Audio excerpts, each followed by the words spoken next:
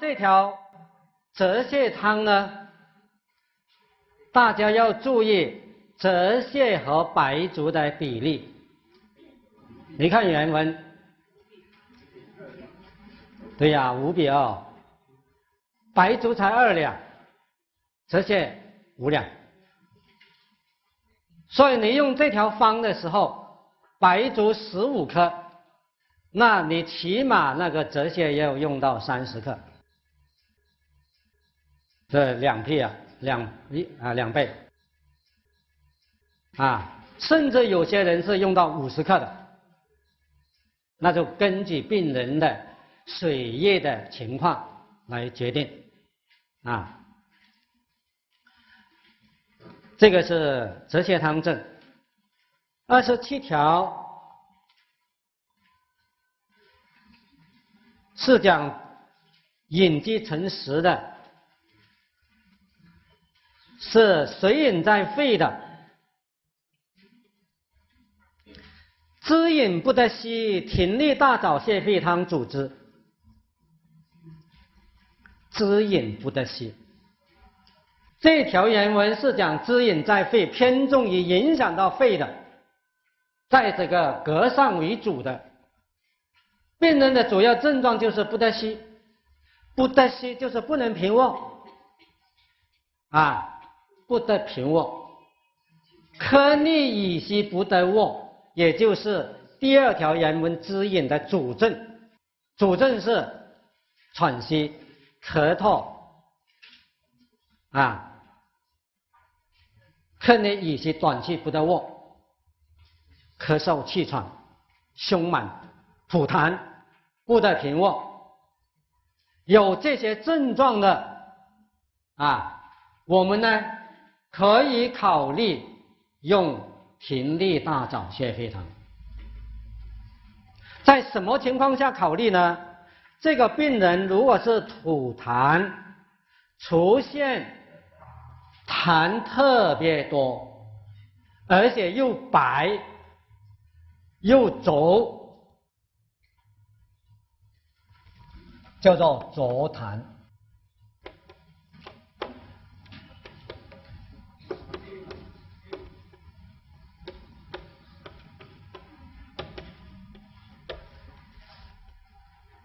浊痰涌肺，而这个痰呢，痰色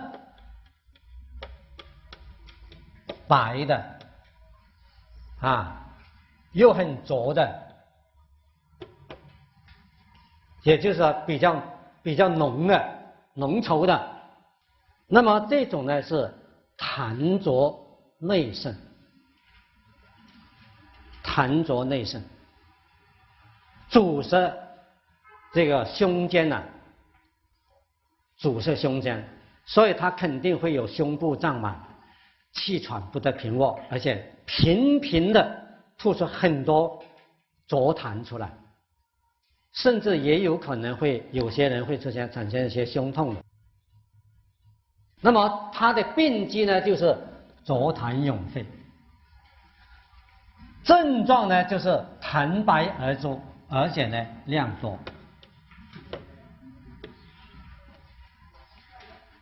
那么在这种情况下，他又没有表症，只是痰饮呢积在胸膈间，所以治疗呢应该是用泻肺胁背的方法，泻肺气、通水气的方法，用停利大枣泻肺汤。这里面用田停利苦寒啊，能够泻肺中的水饮。它这个药呢，不论你是寒痰、热痰都可以用，只是如果是它偏寒的话，舌质又淡又明显恶风的情况下呢，你必须要加一点其他温阳的药啊。所以这个停利子呢是很常用的。泄肺气、通水气，然后再加上大枣呢，这个和中健脾，同时大枣呢能够治液、平利子啊，伤胃，造成病人呢恶心呕吐这个现象。如果你不用大枣，很可能因为葶苈子啊，它苦寒刺激了胃以后呢，引起病人的恶心呕吐。所以用葶苈大枣泻肺汤，你一定要开这个大枣的啊，跟它同用。这个是泻肺中的水气，在没有外感表症的人，老是感到很多痰的，你可以用这条方。有的人呢，他也不是很多痰，他只是有的人是表现为鼻涕很多，浓浊的鼻涕很多，西医诊断它是什么慢性鼻窦炎引起的这个流浊涕很多，也可以的。不闻腥臭香辛，就是闻不到什么气味这条方在前面的肺痿、肺痈、咳嗽、上气病篇讲过。还有一条原文是讲不闻腥臭，腥臭香辛，就是香味、腥味什么他都闻不到，只是很多浓鼻涕流出来的，也是因为痰浊涌在肺、涌在胸膈而产生的。所以你不要管他西医诊断什么病。以前我讲完这个肺痿、肺痈以后，一个西中班的同学，现在是留在附院的外科谢老师，当时他是西医学习中医班，我跟他们讲完课以后，他说那个条文讲完课以后，他说老师，我有一个侄子老是流浊鼻涕，可不可以用这条方？我说可以啊，我说你最好都加一个苍耳子下去，加一个桔梗下去。他说为什么要加桔梗呢？对呀，先发肺气同时呢，桔梗呢能够载药上行直达肺部，又能够先发肺气，不是更好吗？他说是。后来呢，他就回去就开了3剂药给他的侄子吃。第2个星期我倒回来上课，他说廖老师你讲那个方法很好，吃了以后鼻涕明显减少了，鼻涕没有那么多了他说可不可以再吃我说可以，再吃吧，效果很好所以这个慢性鼻窦炎其实中医就没有明显的分科的，后来才搞成分得愈来愈细连针灸都跟中医要分家了，实在是不好那么这个呢，就是滋饮在肺的，没有表证的那么这个呢，28条和30条呢，就是滋饮在胃的，刚才已经讲了，小半夏汤和小半夏加蒲莲汤。第2个呢是35条，咳逆吮吸不得卧，小青龙汤主之。这个病人呢也是出现了咳嗽气上逆，不得平卧，跟咳嗽上气病是密切相关的但是他不是用葶苈大枣泻肺汤，而是用小青龙汤。小青龙汤大家都知道，它是外解风寒，内除水饮寒饮的，表寒里饮的。所以我们呢以方来测证，可以知道这个病人现在哮喘的发作，咳嗽气喘痰多清虚胸满不得平卧，他的发作是因为什么呢？因为有外感风寒，所以他会有恶寒、乏热、无汗、甚至头痛或者是周身酸痛，这些外感表寒症啊。所以同学们以后读经典就知道，凡是讲到太阳病，什么太阳病或者什么阳明病，你都要知道太阳病的主症是什么，阳明病的主症是什么啊。太阳病的主症如果是风寒的，那就是恶寒、无汗、发热，是吧？包括有头痛、全身骨痛这些现象有了。现在呢，咳嗽、吐痰，而且痰白而清晰的啊，怎么样问病人呢？你问病人咳出来的痰，第一是什么颜色的？第二是不是很粘稠的，还是很清的？会不会起泡沫的？有很多人他是起泡沫的，痰白起泡沫，有的人呢泡沫不多，但是痰咳出来痰是很清白的，这些都是寒痰。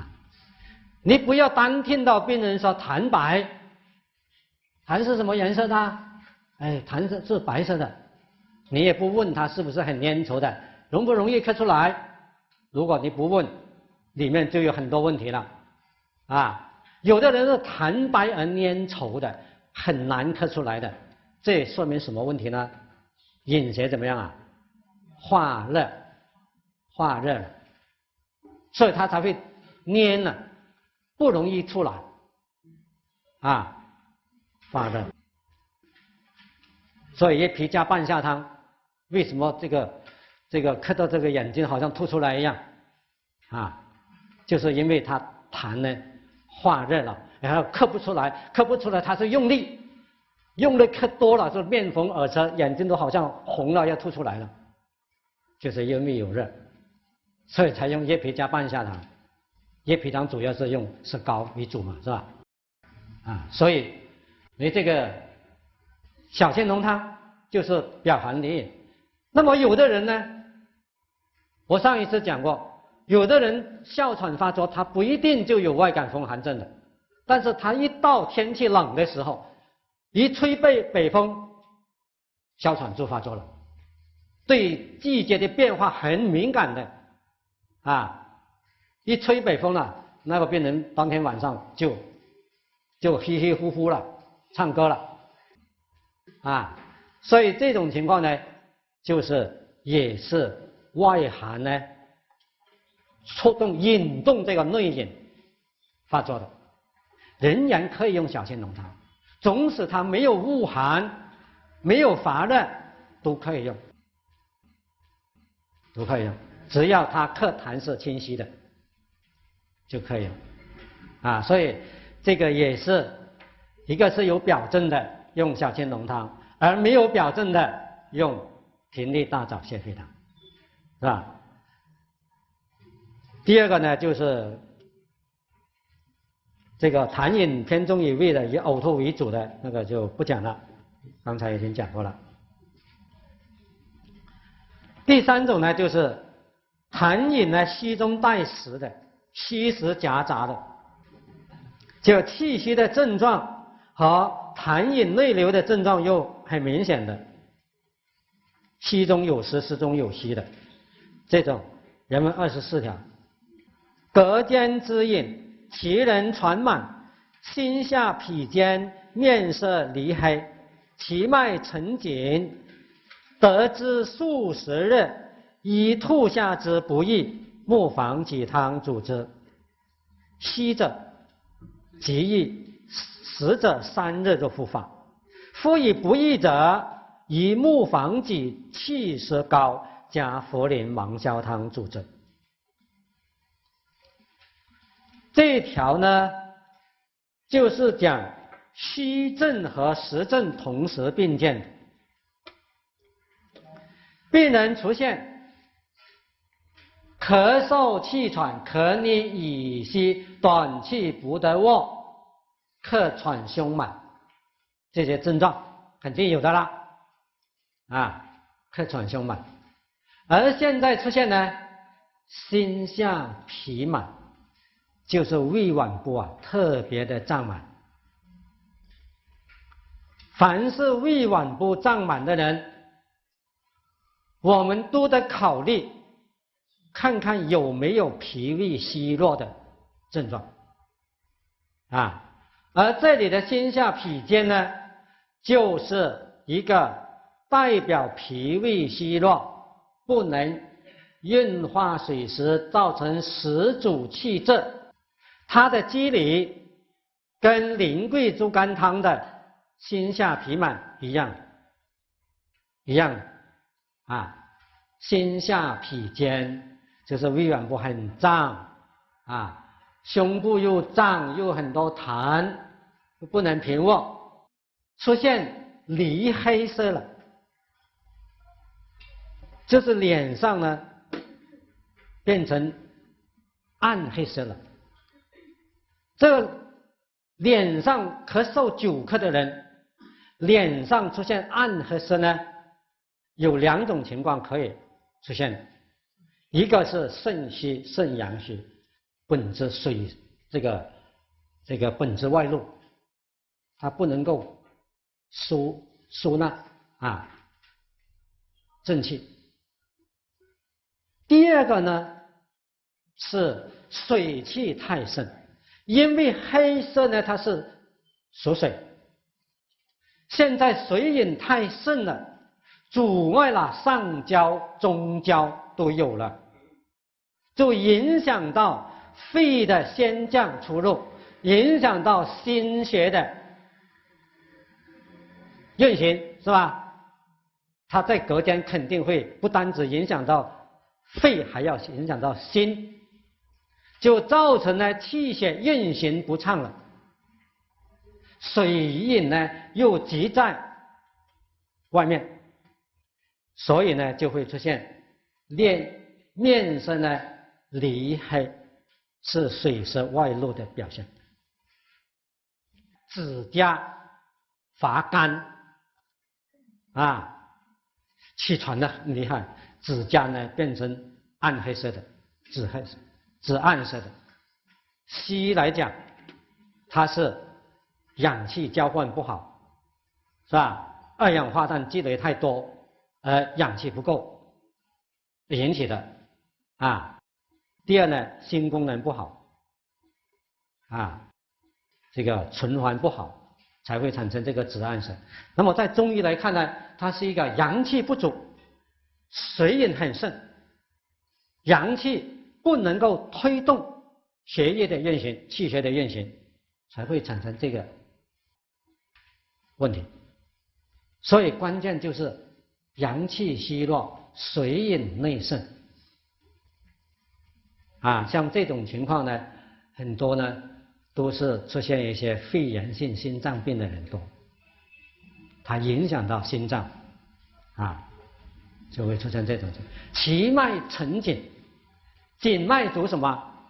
主寒，沉主里，还主水。对了，又主水又主里啊，所以它是里阳虚，阳虚内寒，水饮很盛，寒水太多了，出现的症状。医生呢曾经用吐法和下法都没有效，有的人他认为是水饮停留在上焦，用催吐法；有的人呢以为是水饮内盛了结石了，用泻下法，但是都达不到效果，不易这种情况呢，实际上是一个正虚邪实所以应该用扶正气、行水饮、散结气这个方法，又能扶正，又能散结，又能出水饮的，有什么方呢？木黄芪汤。这条方是用木黄芪走12经脉，行水消水的作用，起它行水消水的作用刚才已经讲了同时呢，用桂枝和人参同用。桂枝是辛温的，它能够通阳气、散结气，心就能散，是吧？能通能散。它跟木黄芪同用呢，能够使水饮呢运行，使水饮运行、通行啊。它跟人参同用呢，可以补气、温阳、通阳，是吧？所以这两个要同时并用，来扶正气、通阳气。又因为患者呢有咳嗽、气喘、痰多，痰阻气滞，因为他胸部胀满了，呼吸不利啊。痰阻呢就气滞。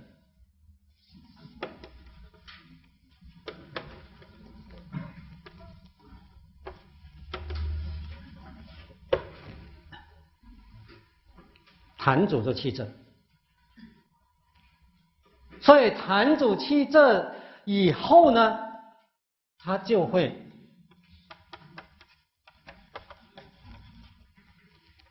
化热，化热病人就会出现什么症状呢？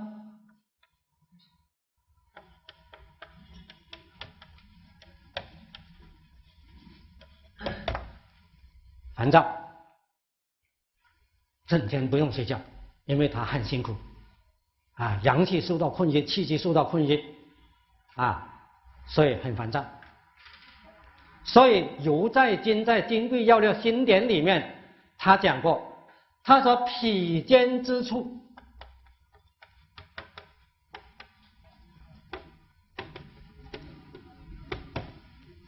就必有扶阳。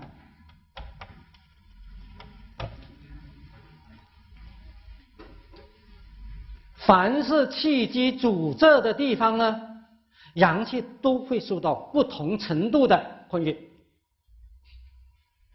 所以张仲景在这里为什么用石膏呢？就清益热，还有呢，因为石膏是沉降的整逆饮，饮邪它要上逆，石膏有降逆的作用。最重要的是清益热。